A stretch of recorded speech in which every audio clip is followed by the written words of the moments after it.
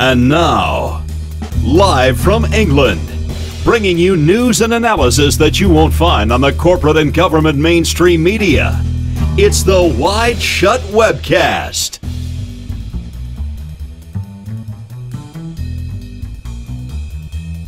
Good evening, resistors. As the American man with the deep voice said, this is the WideShut Webcast, and I'm your host, Keelan Balderson.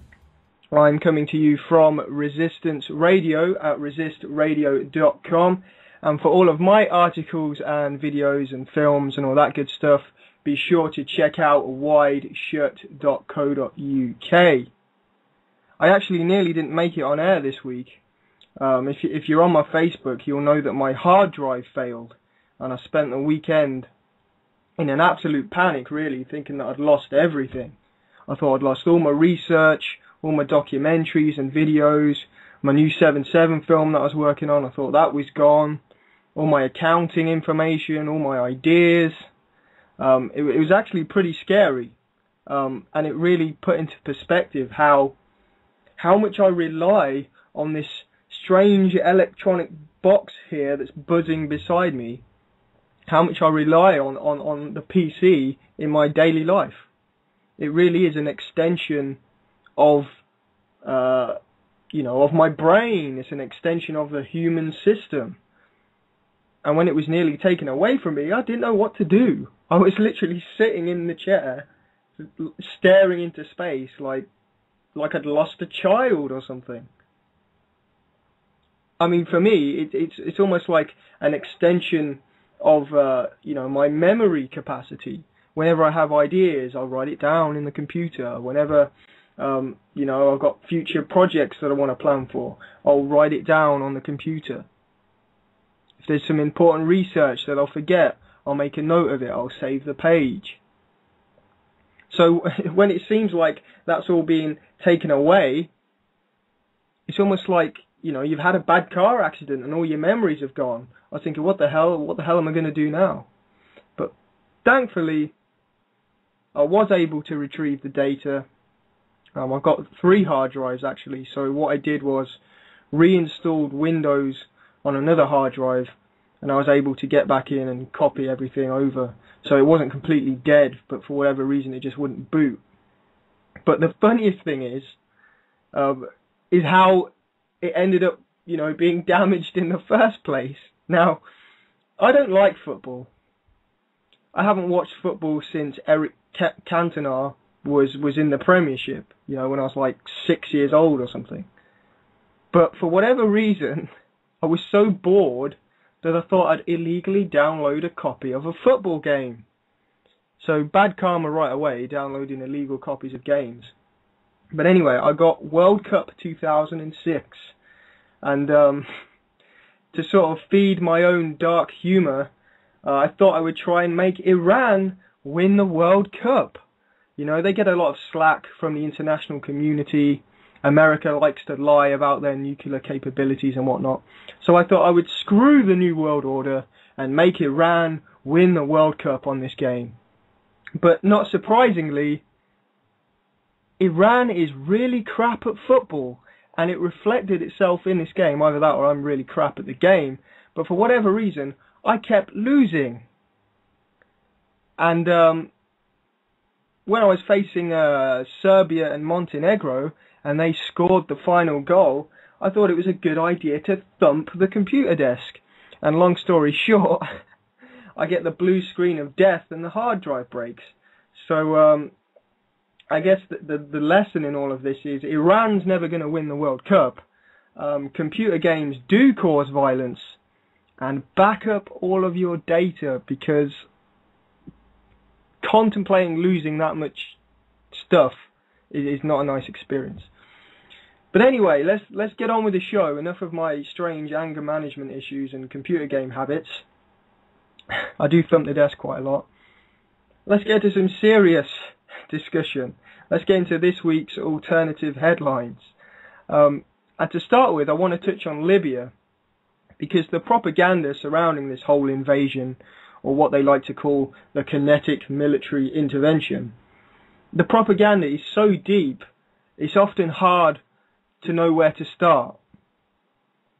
The mainstream media tell us Gaddafi is evil, that he supported terrorism against the West, that he was harming his own people, and slowly but surely, most of these things have turned out to be false. Lies to get the public on side with this agenda. He may be a dictator, and I'm never going to be supporting dictators, don't get me wrong, but he was actually quite good to his people, compared to other places in the world that we've not invaded to protect people. So it's hypocritical anyway. But economically, the country was quite prosperous. Quality of living was actually quite high for the people. Gaddafi wanted to get into gold-backed currencies, which would obviously go against the economic cartels of the West, who, as you might realise, have plunged us into a great recession right now. And if we'd have had our money pegged to some kind of gold, we'd be actually living pretty good right now. So you can understand why they'd want to stop Gaddafi from protecting himself against the global recession. But today I want to focus on this idea that Gaddafi has supported terrorism against the West and has essentially attacked the West before. Lockerbie, the shooting of Yvonne Fletcher, all these things that we're told Libya did. But when you dig a little deeper, there isn't actually much evidence for Libya's involvement at all. The main charge against Gaddafi is the Lockerbie bombing, when Pan Am Flight 103 was bombed out of the sky while it was en route from England to America. It was blown up over Scotland, so all the remains and stuff crash landed in Lockerbie, Scotland. This was in the late 80s. And the official story is that Abdul Basit al-Megrahi was the bomber and Gaddafi was in support of this. However, things started to get a little murky because Megrahi was released early in 2009 on what they called compassionate grounds because he supposedly was about to die of prostate cancer. I mean, that's weird in itself. When have we ever released terrorists on compassionate grounds? Just seems stupid. But he winds up still being alive to this day, meaning that he wasn't about to die from prostate cancer, and he was probably only just diagnosed with it. Prostate cancer is not even a killer, but for whatever reason, that was the reason they gave us. But it's more likely that it had something to do with trying to buddy back up with Gaddafi at that time to try and get the oil deals through. If you can't beat them, join them. But obviously, they switched gears again, and they've seen this opportunity to take him out. So now we're supporting the rebels against Gaddafi, who happen to be linked with Al-Qaeda. But long story short, the unquestioning media keep reminding us about Lockerbie, and during this invasion, there's been news reports about how America might consider rearresting Megrahi and sending him back to jail. But it's all part of the propaganda machine. They're trying to build a rap sheet against Gaddafi so they can say, look what he's done to us. This is justified. He's not a nice chap, blah, blah, blah.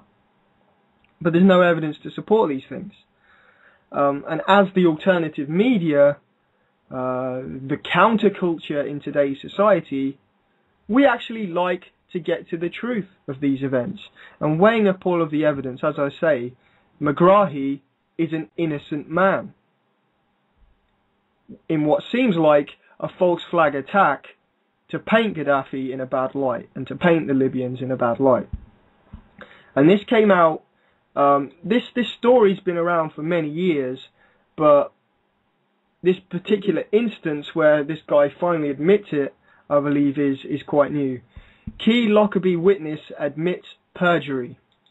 And if you Google Lumpert Lockerbie case, that's Lumpert, Lockerbie case, you'll get lots of articles and blogs and all sorts of stuff about this guy.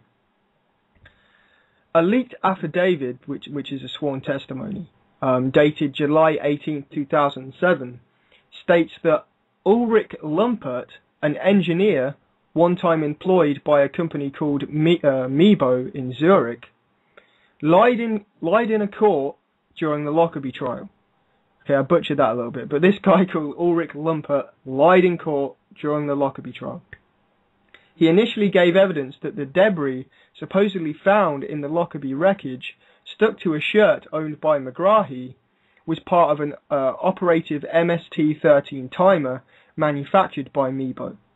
However, in this sworn testimony, Lumpert states, "I confirm today on July 18, 2007, that I stole the third-hand manufactured timer PC board consisting of 8 layers of fiberglass, blah blah blah, from Mebo Limited, and gave it without permission on June 22nd, 1988, to a person officially investigating in the Lockerbie case." He also said it was a prototype, not operative, and it was this device that was presented in court. He's quoted as saying, "I am sorry for the consequences of my silence at that time, for the innocent Libyan, Mr. Abul Basit, al-Megrahi, sentenced to life in prison, and for the country of Libya." So in case you didn't get what I was kind of going through there, basically, what this guy's saying is, during the investigation, because he works for this company that makes these timing devices and whatnot, he was asked to hand over a device from the company, presumably so investigators could cross-check it with a device they found in the debris. Okay, so he's asked to give this piece of equipment over so they could cross-check it. But during the trial, he's then called as an expert witness to testify that this debris was part of a bomb device. So they call him up and say, "Is this the same sort of device that you showed us? If so, this is the kind of bomb it was, blah, blah, blah." But during the trial, he's actually presented with the very device that he gave them. But for whatever reason, I'd assume some kind of pressure was put on him. He testifies anyway. So basically, long story short, the evidence for the bomb was actually planted after the fact by this guy. Not necessarily by him. He gives it to an investigator, and the investigator or whoever plants it. And that's basically what put Megrahi behind bars. So firstly, we got to look at this, objectively. How can a planted piece of debris, how can they link that to Megrahi? Well, they can't, because they're lying. But they claim it was found, this supposed device, or bits of the device, were found stuck to parts of a shirt that was inside the suitcase bomb. And this shirt was linked to Megrahi. So ignore the planted evidence of the device itself. They're saying that the shirt that they found next to the device, mashed up with it, belonged to Megrahi. Now, I don't know about you, but if you're packing a suitcase bomb, let's pretend we're terrorists today. If you were packing a suitcase bomb, would you put a shirt in there with it that identifies you? I mean, it makes no sense. Remember, Megrahi wasn't on the flight. Everybody on the flight died. He was the one that supposedly put the device on the plane. So why are you going to put your shirt in the suitcase, on the plane? You're hoping if somebody opens it up that, it's just a shirt in there, that they're not going to notice the bomb. It doesn't make sense. There's no reason for him to put his shirt in there. And this is a bit of an article that goes into this whole idea of the shirt. The clothes were traced to a Maltese merchant, Tony Gorsey, who became a key prosecution witness, testifying that he sold the clothes to a man of Libyan appearance. Gorsey was interviewed 23 times, giving contradictory evidence about who had bought the clothes, that person's age, appearance, and the date of the purchase. But later, he identified Abdul Basit al-Megrahi. As Megrahi had only been in Malta on 7th of December, that date was assumed to be the purchase date. So they knew that Megrahi was in Malta. So they assumed the date that these clothes were bought, even though the guy's not sure himself. An official report providing information not made available to the defence during the original trial stated that 4 days before identifying al-Megrahi for the first time, Gorsi had seen a photo of Megrahi in a magazine which connected him to the bombing, a fact which could have distorted his judgment. The date is also in doubt, as Gorsi had testified that Malta's Christmas lights had not been on when the clothes had been purchased. It has since been found that they had been switched on 6th of December. So obviously if Megrahi bought the shirt or these clothes on the 7th of December, then the Christmas lights would be on. So, you know, they're still not even sure what date this supposedly took place. At the trial, Gorsi appeared uncertain about the exact date he sold the clothes in question, and was not entirely sure that it was Megrahi to whom they were sold. Nonetheless, Megrahi's appeal against conviction in 2002 was still rejected. 5 years after the trial, former Lord Advocate Lord Fraser publicly described Gorsi as being an apple short of a picnic and not quite the full shilling. So we have planted evidence of a bomb linked to a shirt that was sold by somebody who can't get their testimony straight. And they call that evidence beyond reasonable doubt. We're supposed to unquestionably accept that. We're just supposed to accept that out of thin air, that Megrahi did it. Even Wikipedia, the beacon of official sources, makes it clear that there are discrepancies with the case and that many people have looked at the evidence and conclude that Megrahi was innocent. This is what it says on Wikipedia. Dr. Jim Swire, whose daughter Flora was killed in the bombing and who has been a spokesman for UK Families Flight 103, which represented British relatives, has said that he believes Megrahi is innocent. Dr. Swire is also concerned by comments attributed to the former Lord Advocate Lord Fraser, which appear to doubt the credibility of the key prosecution witness, Tony Gorsi. Dr. Swire said, "The scandal around Megrahi is not that a sick man was released, but that he was ever convicted in the first place. All I have ever wanted to see is the people who murdered my daughter brought to justice." Professor Robert Black, an expert in Scots law who devised the non-jury trial that saw the Lockerbie case heard in 2000, has called Megrahi's murder conviction the most disgraceful miscarriage of justice in Scotland for 100 years. Professor Black said he felt a measure of personal responsibility for persuading Libya to allow Megrahi and his co-accused, Al-Amin Khalifa Fahima, who was acquitted, to stand trial under Scots law. "I have written about this and nobody is interested. Every lawyer who has read the judgment says this is nonsense. It is nonsense. It really just distresses me. I won't let it go." Yet the government continues the lie because it supports their imperialist agenda in Libya. It's just one more piece of propaganda that they can throw at Gaddafi. If you spend 10 minutes looking at the case, even through mainstream sources, even through Wikipedia, it becomes quite clear that Megrahi is innocent, and at the very most, there's barely any evidence that links him at all. So we have to question the authorities that continue to peddle this lie. You know, it's just lies on top of lies. And I talked about this a few weeks ago, but we also have the case of police lady Yvonne Fletcher, who was murdered outside the Libyan embassy in London 4 years before the Lockerbie bombing in 1984. This is another thing attributed to Libya and Gaddafi which is completely untrue. The official story was that the shots came from the Libyan embassy, and because there was a protest outside the Libyan embassy, and this police lady got shot, and the official story is that it came from the Libyan embassy. and therefore Libya and Gaddafi were responsible. But there is a great documentary from the early 90s that Mr. Britt first talked about. You can barely find it online, so I uploaded it to my YouTube channel. I'll paste that link in the chat.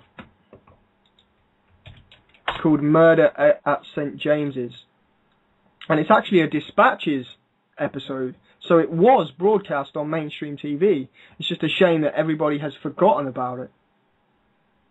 But in this documentary, they talk to scientists, forensic experts, there's sound specialists in there that put the gunshots through their equipment to see where it could have came from and everything. And they come to the conclusion that it was impossible for the shots to have been fired from the Libyan embassy. And they'd actually been fired from an adjacent building that just so happened to be rented out by British intelligence. And they go a bit deeper, and basically the final conclusion after all this investigation is that a Libyan rebel group with ties to Ronald Reagan and obviously MI5 because of the building that was involved, they shot Yvonne Fletcher to make it look like pro-Gaddafi Libyans from the embassy had killed her.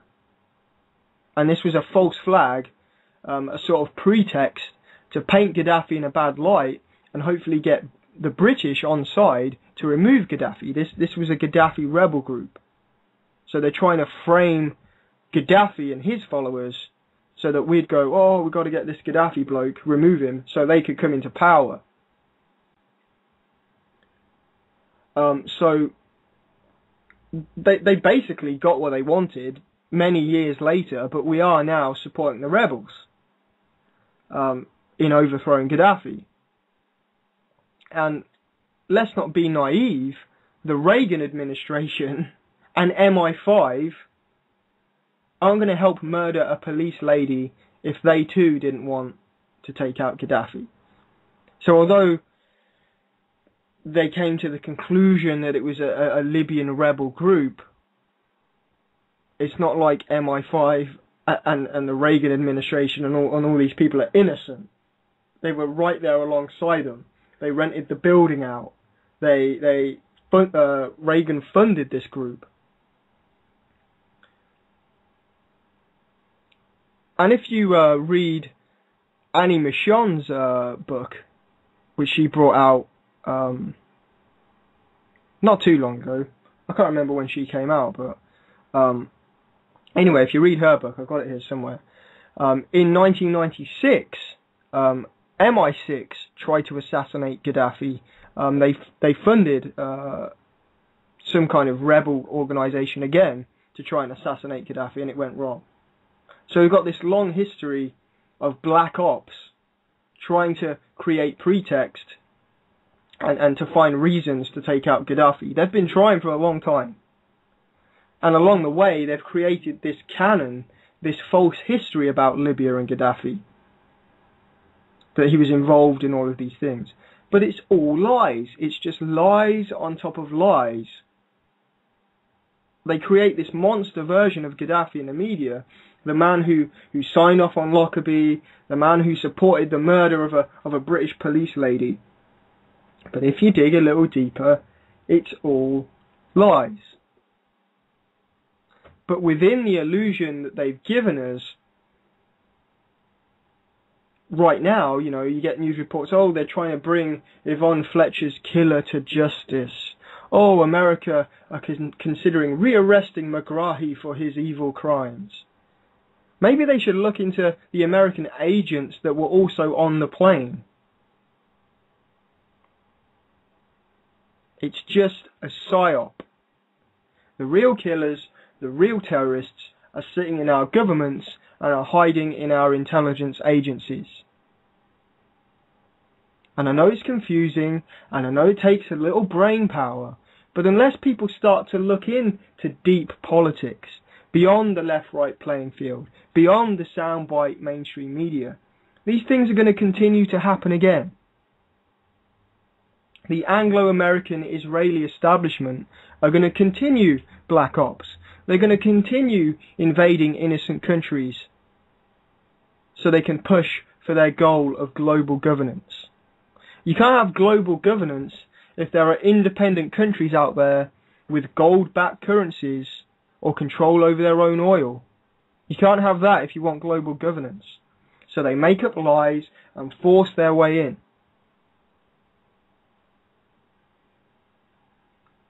And of course, one of the aims of the globalists is to have a global economic system with central control. And as I say, that's why they wanted to stop Gaddafi's gold-backed dinar. You know, our money in the West is created out of thin air and has no inherent value. So when things crash, it's not pegged to anything and can basically become worthless. Gaddafi wanted Africa to use gold-backed money so it could protect itself from the Western cartels and this big fiat currency scam. And funnily enough, one of the first things the rebels did was install a central bank. Now, it's no secret that the Western economy has failed. Britain is 4.8 trillion and counting in debt. So you do have to ask the question, if the system is failing, and it's so obvious, why are they still trying to globalize the failed system? Why are they still trying to install their banks into these other countries? But once you get everybody hooked into the system,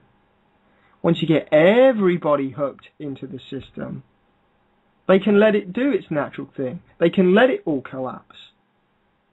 And then they can centralize control even further and say the only way we can get out of this is one global currency controlled by the IMF and the World Bank, which in turn is obviously controlled by the Anglo-American Israeli establishment.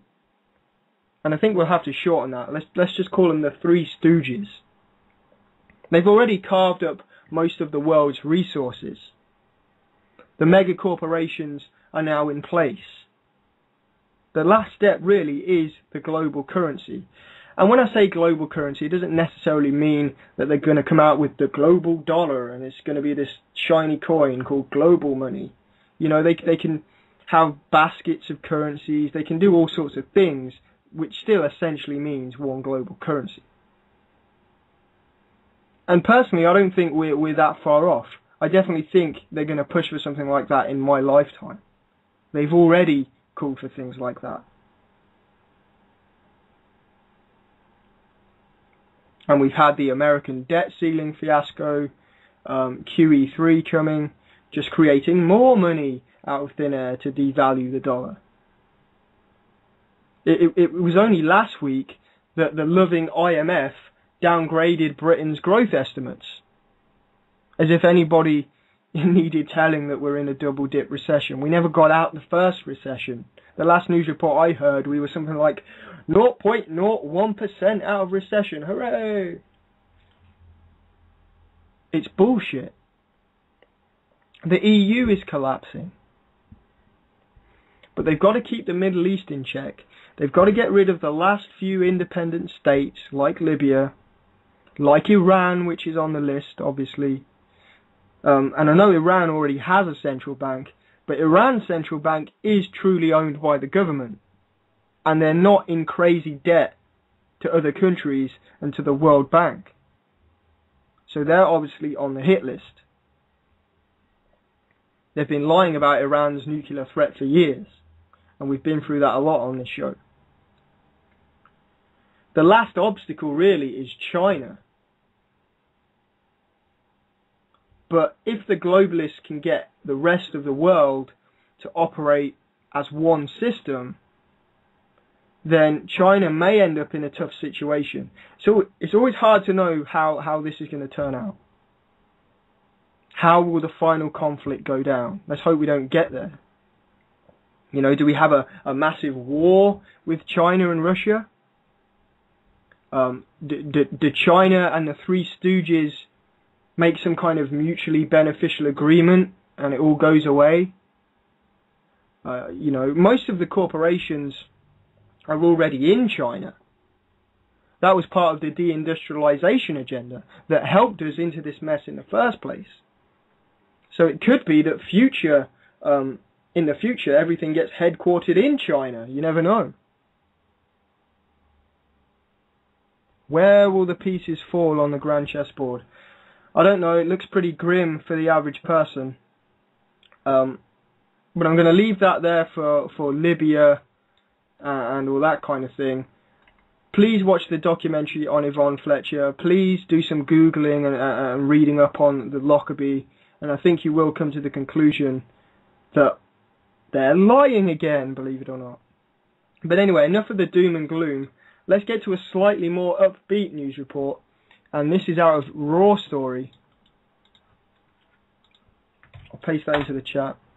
Scientists discover virus that kills all grades of breast cancer within 7 days. Scientists at the Penn State College of Medicine said this week they have discovered a virus that is capable of killing all grades of breast cancer within 7 days of first introduction in a laboratory setting. The virus, known as adeno-associated virus type 2, AAV2, is naturally occurring and carried by up to 80% of humans, but it does not cause any disease. Researchers learned of its cancer-killing properties in 2005 after Penn State scientists observed it killing cervical cancer cells. They also found that women who carried the AAV2 virus and the HPV virus, which causes cervical cancer, supposedly, had a lower propensity to develop cervical cancer. When combined in a lab recently, AAV2 eradicated all the breast cancer cells within 7 days, according to researchers. Better still, it proved capable of wiping out cancer cells at multiple stages, negating the need for differing treatments used today. Now, I said this was going to be good news, but as good a news that it is, I think we better remain skeptical. Just because science can do something doesn't mean the various special interests involved will allow it to be used. Don't forget, the pharmaceutical industry is not based on curing people. If you could cure people of all the major diseases and illnesses, Big Pharma wouldn't be making any money on their pills now, would they? So even if this thing does get through, it will be so highly priced and selective, there'll be so much red tape, it's not going to get to everybody straight away. If it does get through, we're talking years. My mother has a deteriorating eye disease that sadly, eventually, most likely will leave her blind, or at least severely impaired. And believe it or not, there are drugs to treat this disease. But according to the NHS, they're too expensive. They actually told my mum, they said, the drugs are too expensive, but we want to try this bowel cancer pill on you. We think this might help your eyes. If you be our guinea pig with this cheaper pill, we think this might help. That's how Big Pharma and the NHS work. It's all about money. And because of the system, we end up with rationed healthcare. We get left with elderly dying in wards, not being treated. I did say this was supposed to be upbeat, but I'm just trying to, show you reality. Let's be realists about things.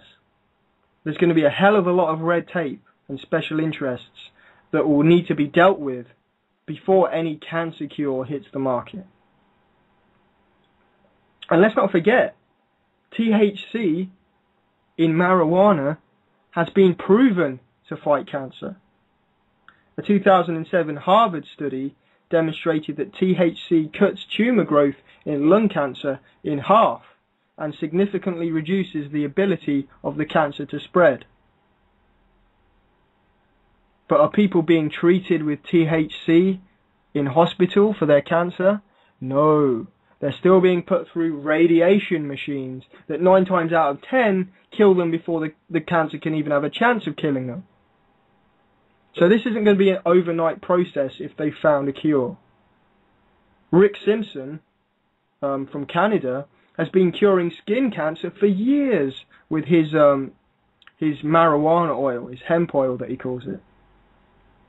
But he has to run away from the authorities because the alcohol and the tobacco companies have powerful lobbies against marijuana. Think about the irony there. The main cause of lung cancer in the modern world is commercial cigarettes. And the proven cure for lung cancer, marijuana, is being kept illegal by lobbyists for the cigarette companies. And you trust the people in charge of this world when they can let that happen? So it's absolutely good news that science is finding a cure for breast cancer. But whether we'll actually see it being utilized is another matter altogether. You know, I won't hold my breath. And if you want to know about Rick Simpson, just Google the documentary Run From the Cure. That's quite a good watch. And actually, I also watched recently Ron Paul debating Steve Baldwin about marijuana legalization. And he basically made the case that, look, alcohol's legal, tobacco's legal, why the hell's marijuana illegal? Tobacco and alcohol do far more damage than marijuana. So Google that as well, Ron Paul debates Steve Baldwin.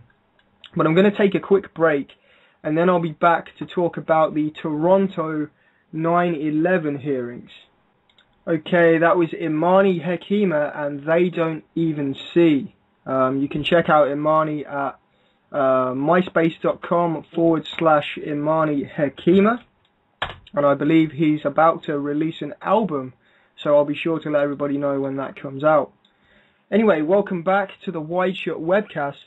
I now want to move on to the latest developments in the 9/11 skeptic movement, those skeptical of the official story, that is. And I call it the skeptic movement because I think the term truth movement has probably ran its course. I don't really think it's a useful term anymore. You know, you get the whole, truthers, all this kind of thing. So I think the new word I'm going to use is 9/11 skeptics. Because, I mean, that's really what it is.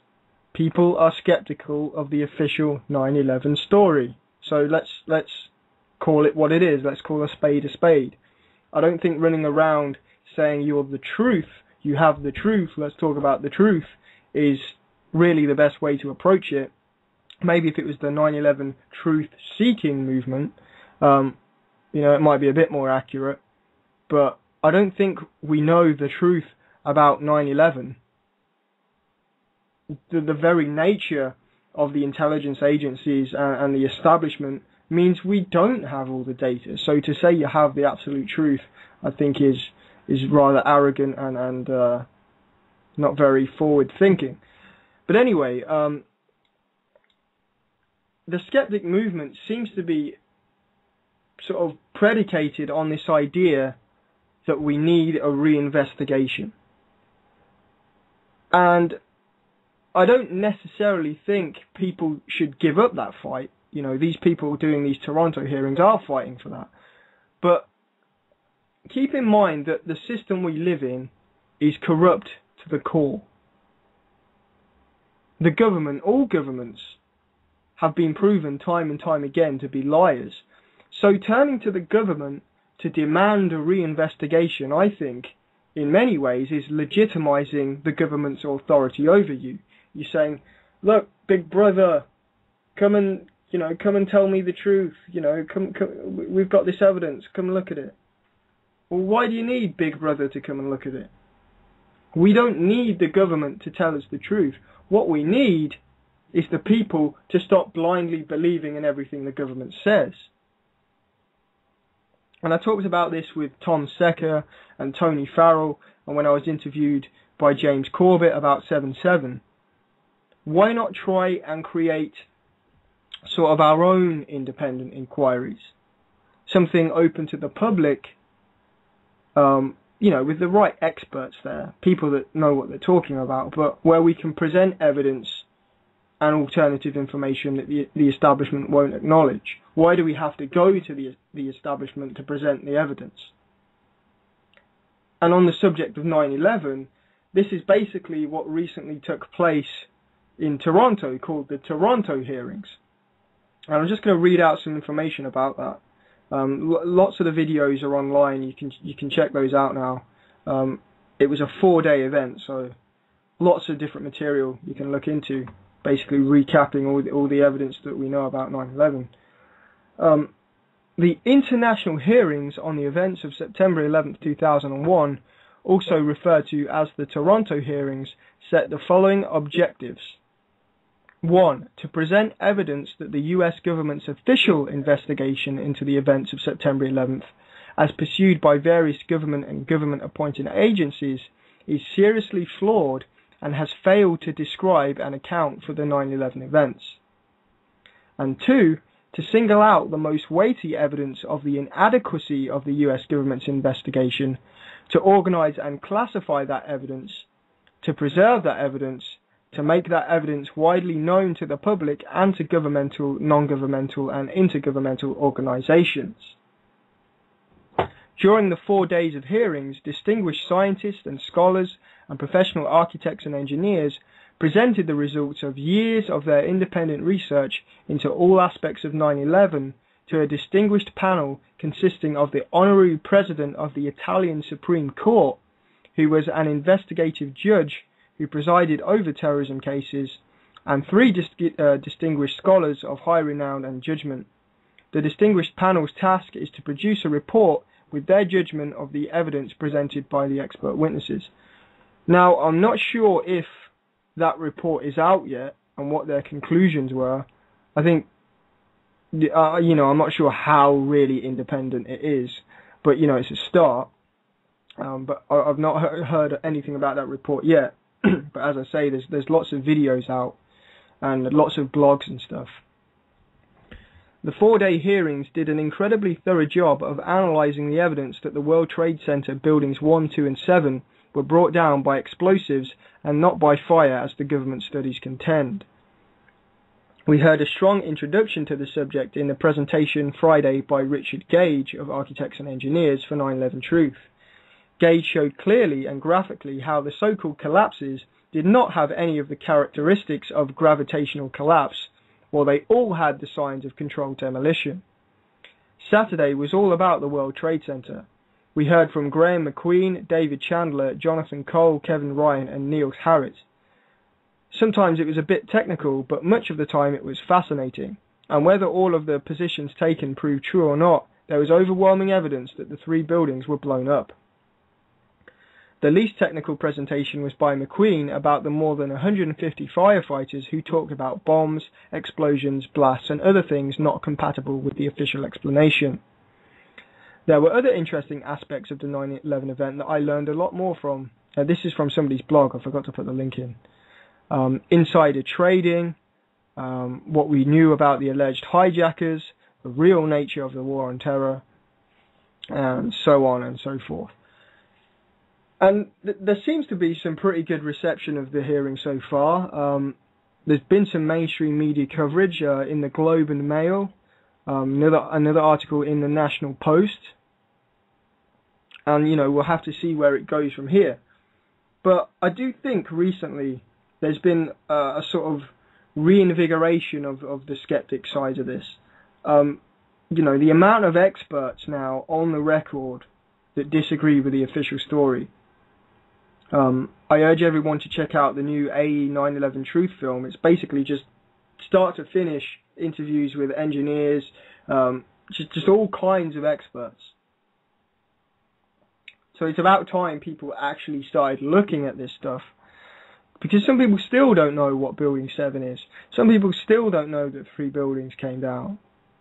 A lot of people believe blindly in the official story. But then if you talk to them about it, they don't even know the official story. So they're just believing in whatever the government wants them to believe that day. You go up to someone and say, tell me something about 9/11. They'll just say, terrorists, Al-Qaeda, Bin Laden, towers got hit by planes. That's about all they know. So we are in a sort of, I've said this before, sort of a mixed, there's two camps. One side is completely closed off to it all, and then another side, it's so blindingly obvious that there was inside involvement, you want to pull your hair out. So it's about educating those people that still don't know. So basically, if you want to know some more about that, I would just Google 9/11 Toronto hearings. As I say, there's all sorts of reports, mainstream news reports, blogs, lots of video that's been released from the various speakers. I've not had a chance to go through much of it yet, but I'll probably sit down later tonight and watch some of the stuff. Not really much time left tonight, folks. Flying by. There are a couple of more headlines I wanted to touch on quickly. I did want to play this clip, but I've not really got time now. UKIP's Gerard Batten has basically came out in the European Parliament and brought up the question of why the media are in collusion with the Bilderberg Group. And of course, it was Italian MEP Mario Borzio, I think that's how you say it, he brought Daniel Esterlin to the EU Parliament in 2010, and he gave a massive speech about the Bilderberg Group. So it seems a lot of people within the EU are finally starting to question the Bilderberg Group. I always fear, though, that once Bilderberg gets fully exposed for what it is, they'll just go to some other closed-off meeting that we haven't heard about yet. It might turn into a sort of cat-and-mouse game. We expose one group, and then it goes deeper, or they move elsewhere. But, UKIP trying to expose Bilderberg and the media in the EU. So I did have a clip, but not got time for that. Also, I wanted to touch on George Osborne recently attended Chatham House, which is Britain's CFR, along with the IMF's Christine Lagarde. There's also videos of that online on the Chatham House YouTube channel. They're out in plain view having these meetings, and people don't even look at them.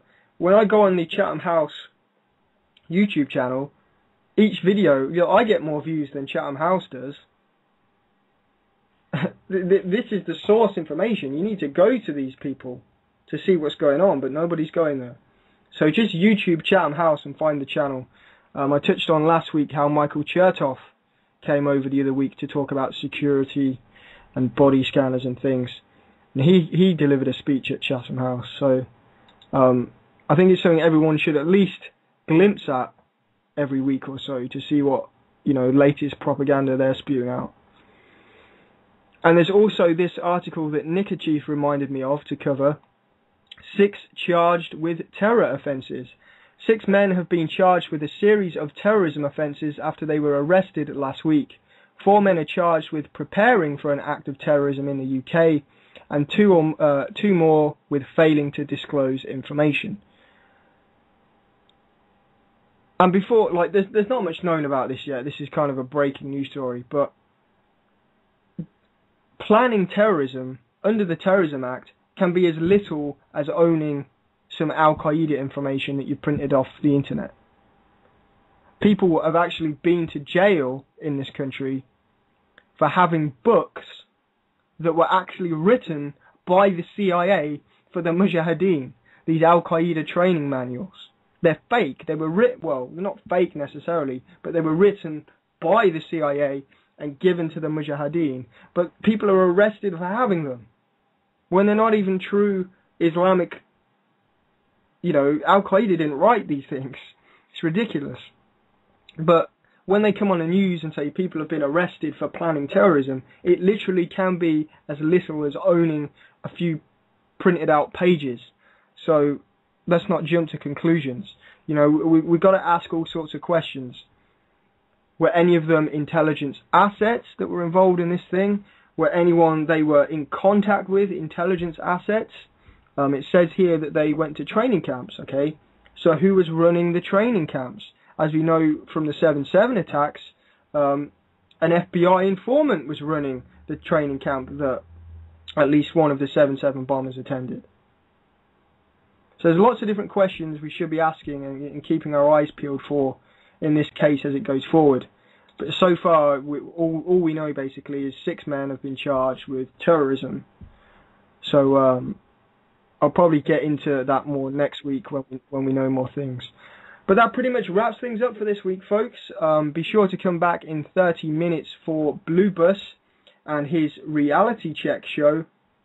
But from me, that pretty much wraps things up. So I'll catch you next week. Cheers, everybody. If you found the preceding information valuable, please consider buying a DVD or making a small donation of your choosing. Go to wideshut.co.uk/donate. That's wideshut.co.uk/donate. You are the resistance.